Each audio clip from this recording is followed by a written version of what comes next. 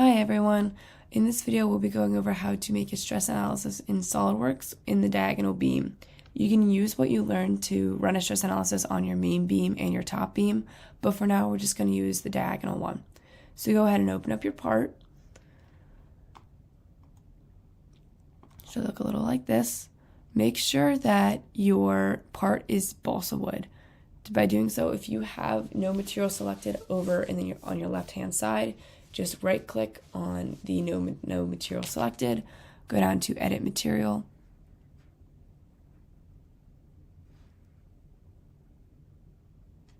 and then search for balsa. Click on it, apply, and then close. If you don't have simulation up here in your ribbon bar, just go ahead and right click on the SolidWorks add-ins, hover over toolbars, and go over down to where it says simulation right here. You might also want to click on Weldman's wire in here for another video.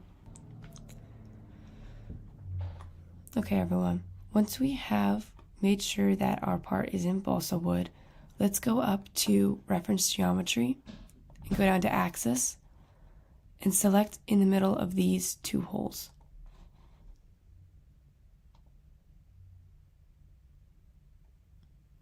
We might have to just do one at a time.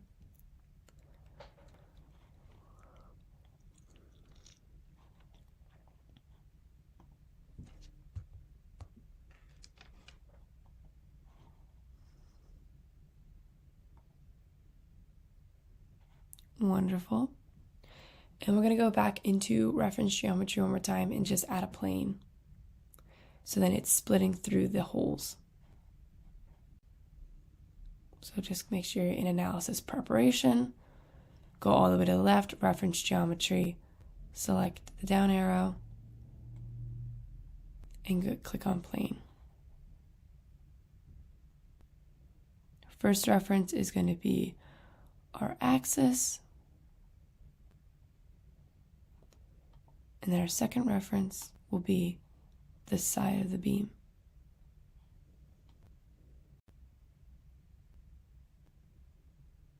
And let's make the second one parallel.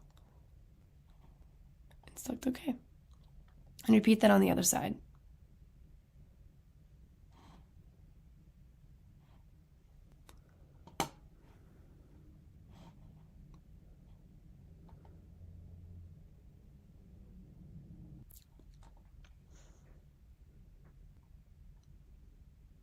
Okay, so once we have these reference geometries in, let's go back up to analysis preparation and go down to split line.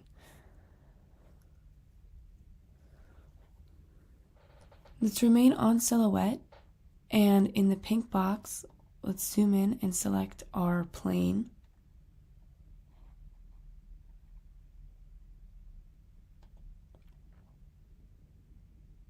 And then in the blue box, let's select the interior of the circle. This is so then we can try to split this hole in half and apply our forces internally. So whenever that happens, you can see that this black line appears, and if you hover over each different side of the circle, there's a different half that highlights. So we can actually go in and we can hide the plane 2 and the axis 4. So let's go ahead and do that.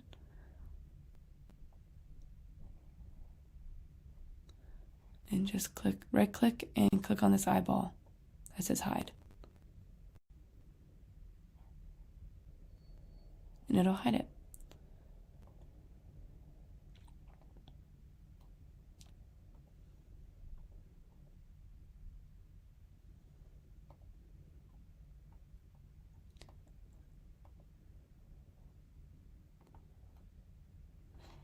Wonderful. And then let's just do the same for the other hole.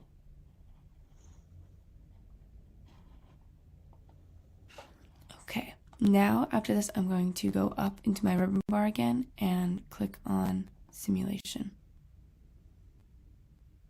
and new study.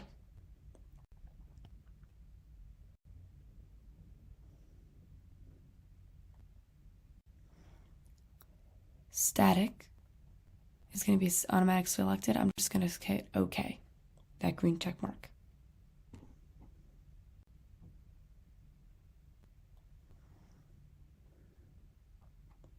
a bunch of options pop up on our left-hand side.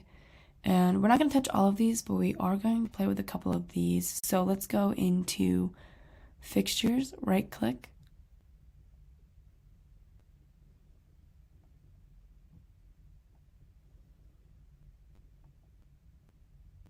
And let's go down to Fixed Geometry.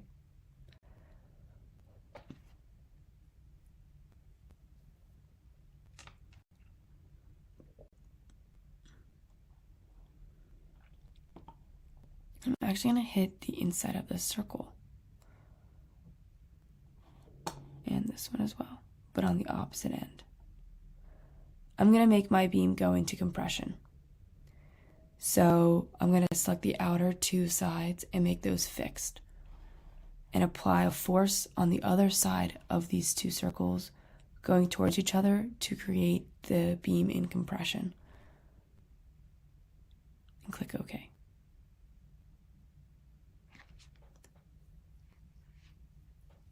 Wonderful. Now let's go into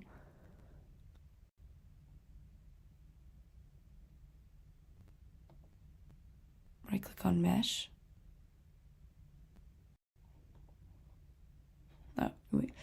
Now let's go into right-click on External Loads and let's add a force.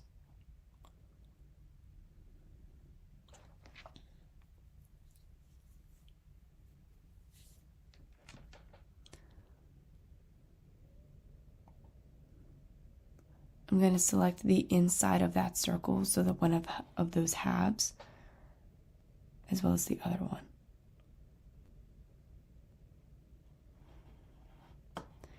And for the sake of this study, I'm just going to say 30. This is by no means correct. I don't want to give you all of the answers to the project, so I'm just going to be putting in a random number.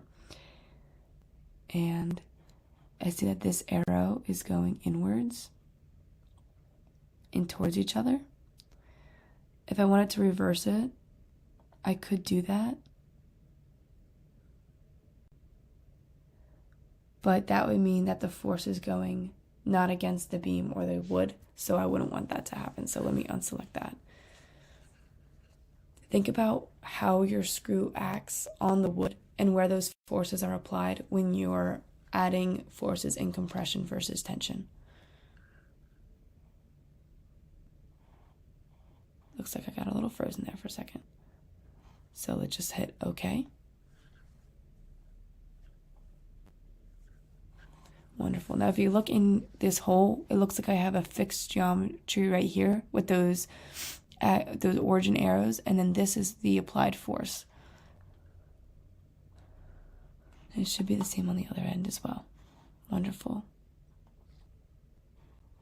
Now let's right click on Mesh, go up to Create Mesh,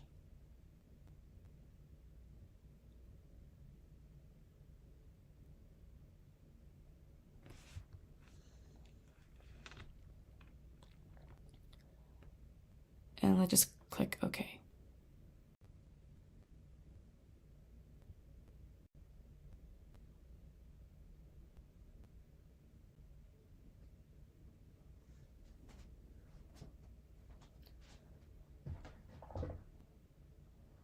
All right, wonderful. It looks like it worked. We have a mesh created.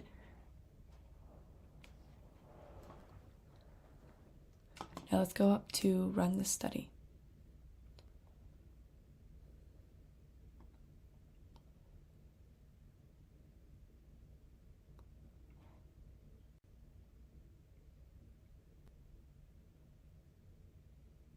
Right, and let it run.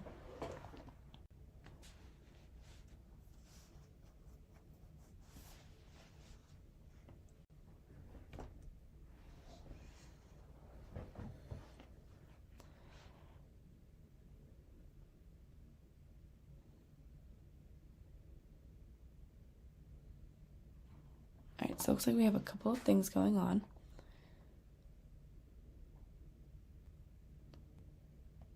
Let's right click into stress.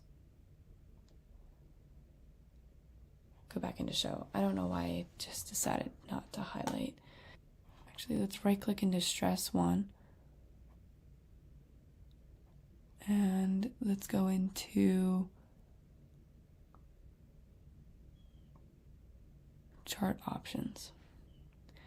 This pop-up will come up. Let's select show minimum, show min annotation, and show max annotation. That'll show us the min and max of where these stresses are occurring and what they are. Select OK.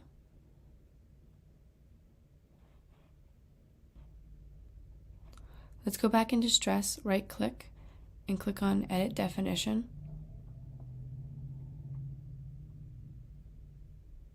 And let's make this true scale. And click OK. Now our beam looks a little bit more normal. You can go in and right-click on pretty much any of these tests and play around with the settings if you'd like. It's all up to you. There's a way you can change the colors that you're using. You can drag this around. You can do a whole bunch of other things. You can also make this beam, instead of in compression, in tension by adding the forces to the other side and making them go outwards towards the edges of the beams. But for the purpose of this video, you can use what you've learned here and apply that to other scenarios. So thank you all so much for coming along. Good luck. And again, if you have any questions, feel free to email me.